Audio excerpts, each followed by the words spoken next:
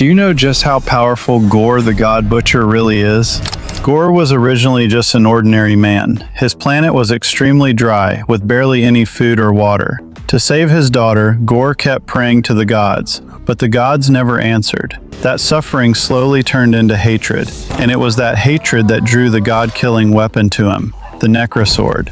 But the Necrosword did not just give Gore strength. It also gave him the power to control darkness. He could create armies of shadow monsters and even drag his enemies into his own dark realm. In the movie, Gore fought Valkyrie, Mighty Thor Jane, and Thor Odinson by himself inside that realm. He not only badly injured Valkyrie, but also managed to steal Stormbreaker from Thor. And Gore's goal was very clear. He did not want to rule the universe. He did not want to become a god himself. He only wanted one thing: to make all gods pay.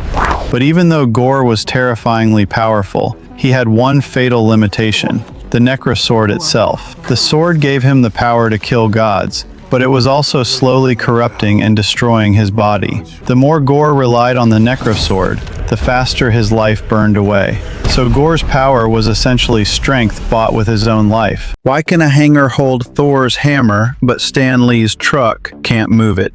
In Avengers Age of Ultron, Vision effortlessly lifts Thor's hammer, Mjolnir, leaving every Avenger stunned. Tony Stark later suggests that Vision can do this because he is not human, but a machine.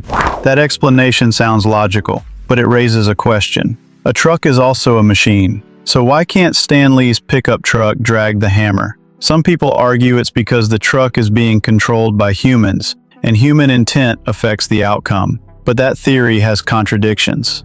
In the Avengers, 2012, Mjolnir falls onto the deck of a S.H.I.E.L.D. helicarrier, and the massive aircraft carrier does not collapse or get affected in any meaningful way. Since the ship is also operated by humans, this suggests that the human control explanation is inconsistent. In Age of Ultron, Steve Rogers and Tony Stark even discuss a key detail. If Mjolnir is placed inside an elevator, the elevator still rises normally. This leads to a crucial implication. Objects like hangars or elevators are inanimate. Odin's enchantment specifically targets beings with will, intent, or consciousness. So unless a living being attempts to lift or wield it, the hammer behaves like an ordinary object. Why was Zeus easily defeated by Thor? In the Marvel Universe, Zeus is portrayed as one of the highest rulers of the Olympian gods, the god of thunder and the sky. So why does he appear to be so easily overpowered by Thor in Thor: Love and Thunder? First, Zeus severely underestimates his opponent. At this point, Zeus is no longer the legendary warrior of myth, but a figure consumed by indulgence, arrogance, and self-interest. When facing Thor, he is more focused on hosting his upcoming celebration than the fight itself. In his eyes, Thor has already lost everything and poses no real threat, so Zeus does not fight seriously. Second, Thor's emotional state dramatically shifts the battle. After witnessing the apparent death of his allies, Thor enters a highly intensified emotional and combat state. When Zeus throws his lightning bolt weapon, Thor not only catches it, but channels his own lightning into it, redirecting it back toward its original owner. This moment completely flips the power dynamic. Finally, Zeus may not have actually been defeated at all. There is a possibility that what appears to be his death is actually a calculated escape or strategic withdrawal. By removing himself from direct involvement, he avoids the consequences of the conflict while maintaining influence from the sidelines. Why was Thor so sure that wasn't his father?